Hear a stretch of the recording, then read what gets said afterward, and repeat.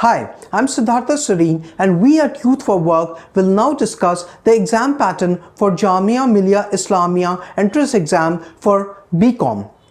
Offline test will be of 100 marks. The exam will have 100 multiple choice type questions. The total duration of the exam will be for 105 minutes. There will be 4 sections in the exam.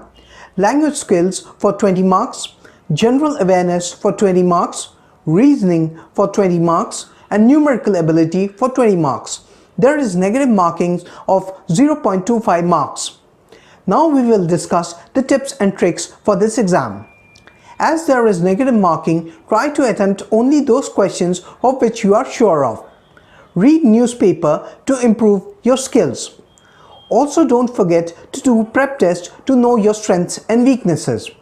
For this, I would recommend you to use the Prep Guru app by Youth for Work. Now, revise your concepts thoroughly as well.